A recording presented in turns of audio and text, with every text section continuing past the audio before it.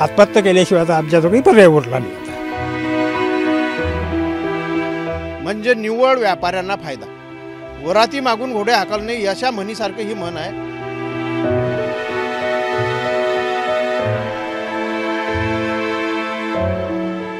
अनुदान देऊन राहिले तुम्ही, हे आमच्या शेतकऱ्याच्या खात्यावर टाका. ते तर डायरेक्ट तिकडे व्यापाऱ्याच्या खात्यावर जाणार आहे. मग आपल्याला काय फायदा त्याच्यापासून?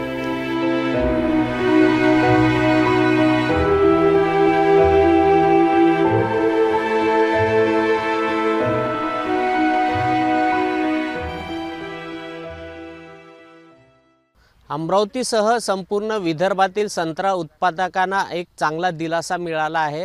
राज्य सरकारने संत्र्याला निर्यातीवर प्रति किलो 44 रुपये अनुदान देण्याची घोषणा केलेली आहे.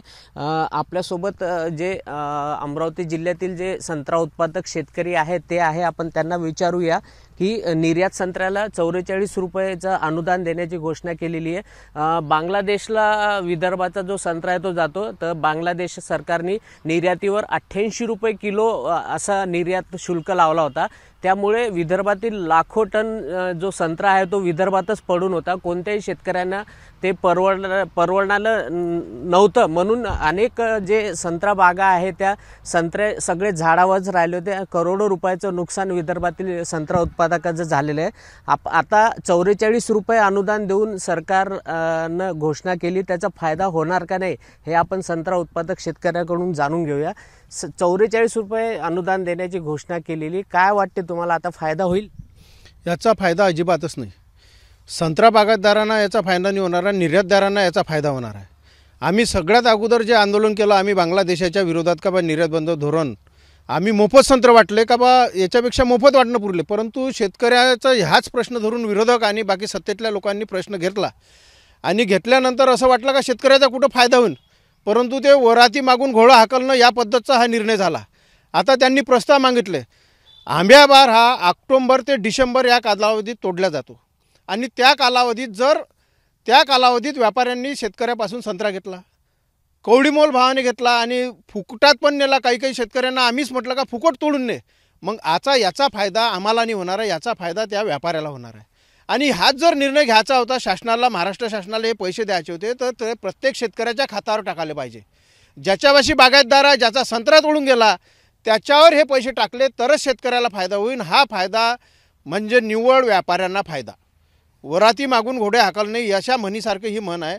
म्हणून आम्ही सतत शेतकऱ्याच्या विषयी भांडतो, शेतकऱ्यासोबत जाऊन भांडतो. आमच्यावर गुन्हे दाखल झाले, परंतु यांनी फायदा केला त्या व्यापाऱ्यांचा. याकरिता शासनांना पुन्हा विनंती आहे का हा पैसा जो शेतकऱ्याच्या नावानं 7-12 संत्रा आहेत त्या शेतकऱ्याच्या खात्यावर हे पैसे रक्कम टाकायला पाहिजे, एवढीच आमची मागणी आहे. आपल्यासोबत अजून काही शेतकरी आहे. तुमच्या संत्रा किती होता आणि किती रुपयाचा फायदा झाला, नुकसान झालं? माझ्याकडे 10 एकर शेती आहे आणि 1000 संत्र्याचे झाडं आहे. पण यावर्षी संत्र्याची कंडिशन अशी झाली का तो 10 एकरातला बगीचा मला 1000 झाडं 10 लाखाला मागितले. परंतु बांगलादेशले निर्यात कर वाढवला आणि परिस्थिती अशी झाली की निर्यात कर वाढवल्यामुळे व्यापारी इकडे स्तब्ध झाले. म्हणजे संत्रा घ्यायला कोणी तयार नव्हतं आणि कवडीमोल भावामध्ये म्हणजे फुकट दिल्यासारखे संत्रा आम्हाला त्या व्यापाऱ्याला द्यावे लागले. पण सरकारनं आता असं धोरण केलं की आमच्या जवळचे संत्रा निघून गेले. म्हणजे ज्यावेळेस शेतकऱ्याकडे माल असते त्यावेळेस त्या मालाला भाव नसते आणि तोच माल व्यापाऱ्याकडे गेल्याच्या नंतर त्या मालाला दुप्पट भाव भेटते. अशी कंडिशन या सरकारच्या धोरणावरून आम्हाला वाटते. आणि आता सरकारने जे संत्र्यावर अनुदान जाहीर केलं ते अनुदान आता जे मंगेश भाऊंनी सांगितलं का बा ते ज्यांच्या सातबाऱ्यावर संत्रा आहे त्या संत्रा उत्पादक शेतकऱ्याला त्याचा थेट लाभ झाला पाहिजे. पण तसं न होता तो जो आहे तो लाभ त्या व्यापाऱ्याला होऊन राहिला. म्हणजे संत्रा उत्पादक जो शेतकरी आहे तो आजही त्या गोष्टीपासून वंचित आहे.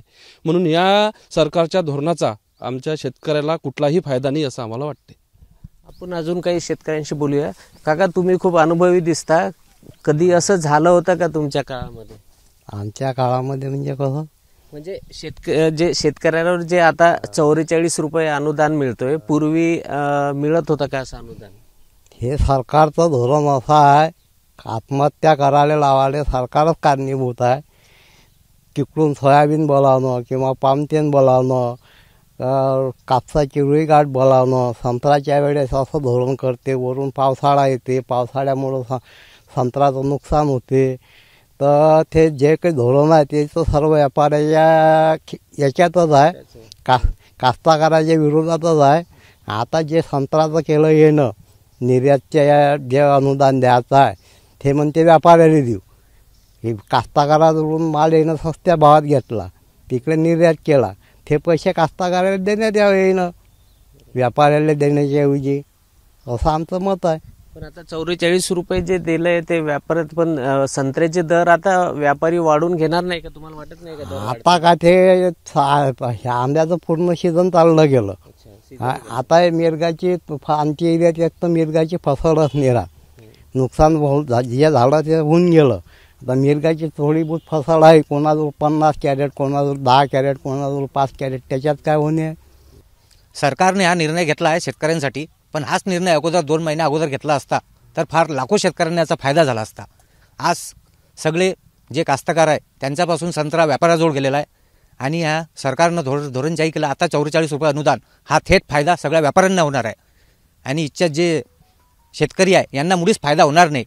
म्हणून सरकारने दखल घेऊन हे जे अनुदान जाहीर केलं आहे थेट कास्तकारांच्या खात्यावर टाकायला पाहिजे, एवढीच आमची विनंती आहे. माझं नाव शिवदास पाटील. माझ्याकडे 7 एकर शेती आहे. त्याच्यात 500 झाडं बसवली संत्र्याची. संत्रा खूप आला होता यावर्षी, 7 लाखाली मागितला होता, पण तो 1 लाखाली विकायला लागला. त्या संत्र्याचा खर्चही नाही निघाला.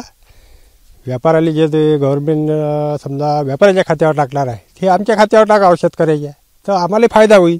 आता आमचा माल तर गेला, ते थोडी आम्हाला वापस देणार आहे व्यापारी. याचा करार झाला, सगळं झालं. तर आता गव्हर्नमेंटला एवढंच म्हणणं आहे का आमचं जे अनुदान देऊन राहिले तुम्ही ते आमच्या शेतकऱ्याच्या खात्यावर टाका. ते तर डायरेक्ट तिकडे व्यापाऱ्याच्या खात्यावर जाणार आहे, मग आम्हाला काय फायदा त्याच्यापासून. तर अशाला तर आम्हाला त्या बागा उपळून फेकायला लागला. आता 5 एकर माझं शेत याच्यात गेलं संत्र्यात, 2 एकर उरलो. त्या 2 एकरावर मी माझं कुटुंब कसं पोचणार आहे. त्यात सोयाबीन पेरलं होतं, ते सोयाबीनही गेलं आमच्याला. पराठी आहे, पराठीला मजूर नाही भेटून राहिला. आज म्हणजे 300 रुपये रोज सांगून राहिले बाई, तर ते कापूसही वेचून नाही राहिलो आम्ही, डायरेक्ट रोटायला मारून राहिलो. दुसरं काय करणार आहे आम्ही शेतकरी. तर आमच्या शेतकऱ्याचा जीवन मरणाचा प्रश्न आहे. त्याच्यामुळं आम्हाला तुमच्याजवळ तो आत्महत्या केल्याशिवाय आता आमच्याजवळ पर्याय उरला नाही. आता जर गव्हर्नमेंटनं असे धोरणं आणले तर आम्हाला तेच करावं लागणार आहे. त्यामुळे शेतकऱ्याच्या आत्महत्या रोखासाठी जर तुम्ही काही प्रयत्न करत असाल तर आम्हाला नक्कीच फायदा होईल, एवढंच आमचं सरकारने म्हणलं आहे. खरं जर पाहिलं तर डिसेंबर महिन्यामध्ये जो आंबिया बहार असतो त्यावेळेस अनेक शेतकऱ्यांच्या शेतामध्ये संत्र्यांचे जी बाग आहे ती फुललेली होती, परंतु आता डिसेंबर नंतर ती बाग पूर्ण खाली झालेली आहे आणि मार्चच्या नंतर जे दुसरा एक बहार येतो त्यामध्ये खूप अत्यल्प उत्पन्न होते आणि अशा काळामध्ये 44 रुपये वाढून शेतकऱ्यांनी आमची थट्टा केलेली असा आरोपच थेट शेतकऱ्यांनी केलेला आहे. कॅमेरामॅन अमोल देशमुखसह प्रणय निर्माण, एबीपी माझा, अमरावती. एबीपी माझा, उघडा डोळे बघा नीट.